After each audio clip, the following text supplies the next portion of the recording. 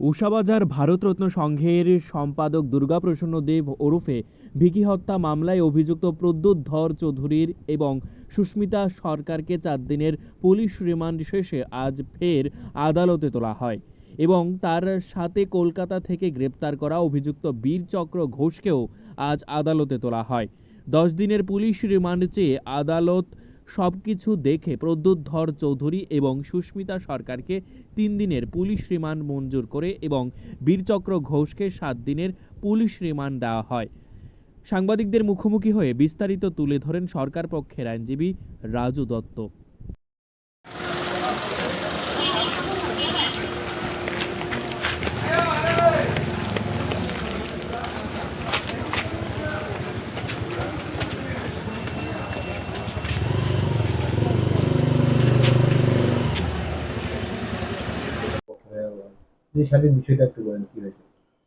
উষাবাজারের যে airport PS 37 of 2024 আজকে 3 জনকে ওঠানো হয়েছে। সুস্মিতা সরকার, প্রদ্যোৎ ধর চৌধুরী, বীরচক্র ঘোষ।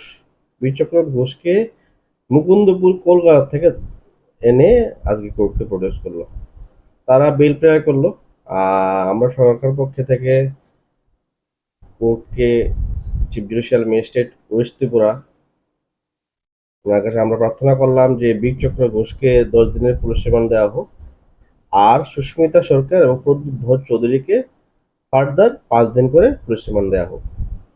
আমাদের learner chief judicial magistrate west Tripura উনি ডিসাইড করলো যে বীরচক্রকে 10 দিনের পুলিশ রিমান্ড দিল, যার নেক্সট ডেট রাখা হলো 14 মে।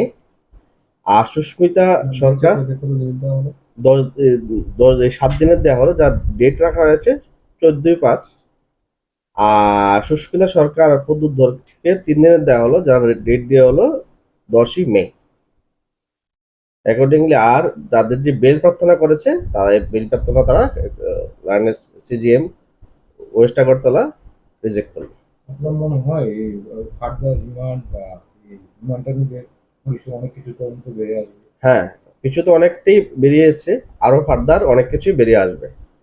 তার সঙ্গে যারা মেইন এখনো পর্যন্ত জড়িত তাদেরকে পুলিশে চেষ্টা করছে তাদেরকে ধরে নেওয়ার জন্য। পুলিশ ইনভেস্টিগেশন করছে। আমার দৃঢ় বিশ্বাস এর মধ্যেই পুলিশ তদন্তক্রমে তাদেরকে অ্যারেস্ট করবে। এর ভিত্তিতে কিছু সিট গঠন করা হয়েছে। কিসের সিট পুলিশের সিট, পুলিশের ইনভেস্টিগেশন একটা টিম গঠন করা হয়েছে। কজনের টিম? এটা স্পেসিফিক্যালি ইনভেস্টিগেশন অফিসাররাই বলতে পারবে, আর ইনভেস্টিগেশনের ব্যাপারে আমার কিছু করা ঠিক হবে।